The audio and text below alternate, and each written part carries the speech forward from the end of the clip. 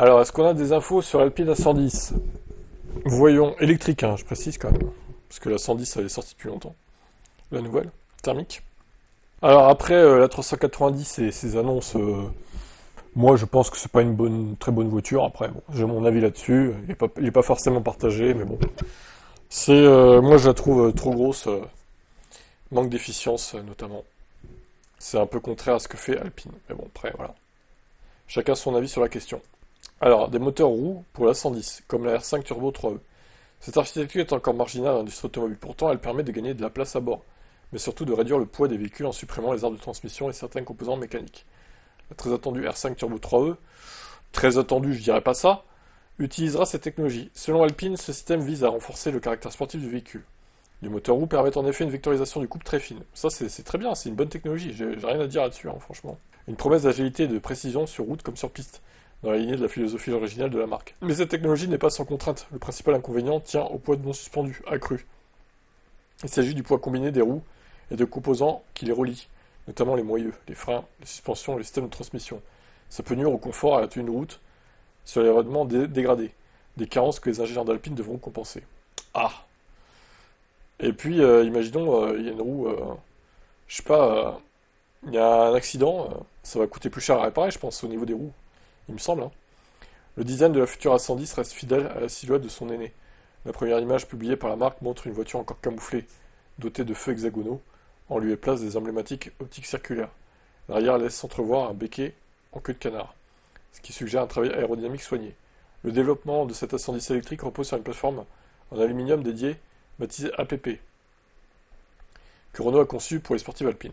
Cette architecture nécessitait des investissements considérables, assumés par Luca De Meo malgré un retour sur investissement jugé incertain. Le constructeur a initialement envisagé un partenariat avec Lotus, finalement abandonné. Mais la 110 ne sera pas la seule à profiter de cette base technique.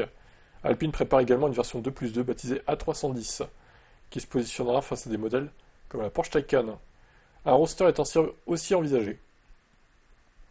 Ok, cette stratégie s'inscrit dans une volonté claire de consolider Alpine en tant que marque de voitures de sport à part entière, une orientation confirmée par Philippe Krief, PDG de la marque, qui évoque une gamme de 6 ou 7 modèles à l'horizon 2030. Le développement d'une supercar figure parmi les projets, même s'il ne s'agira dans un premier temps que d'un exercice de marque et d'une vitrine technologique. Alpine veut jouer dans la cour des grands. Pour autant, le virage 100% électrique d'Alpine ne renie pas son ADN. De Meo insiste sur le fait que la future A110 doit ressembler à une A110, à l'image de Porsche qui a su conserver l'âme de la 911 en diversifiant sa gamme. La sportivité, la légèreté et le plaisir de conduire resteront les fondations du projet. Bon, ça c'est rassurant, la légèreté, ok. Alpine affirme vouloir ne pas viser le volume, mais plutôt les segments précis. Ça veut dire qu'elle sera chère. En parallèle, le réseau de distribution est en cours d'expansion, avec des implantations prévues hors de France. La 110 électrique est attendue dans le courant de l'année prochaine. C'est lointain, dommage. Son lancement marquera non seulement la fin d'une ère, celle du moteur thermique chez Alpine, mais aussi le début d'un nouveau chapitre. La marque entend bien rester fidèle à l'esprit de Jean Redélé, son fondateur, tout en s'inscrivant dans l'évolution du marché. Bon, ils ont présenté la A390 en mai 2025. Donc, à mon avis, la 110, ça sera à la même période. Mai 2026, je pense. Je trouverais ça cohérent.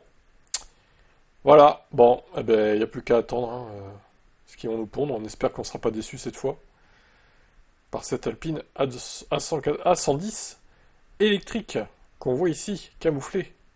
Quelles sont vos attentes au sujet de ce véhicule? Ciao.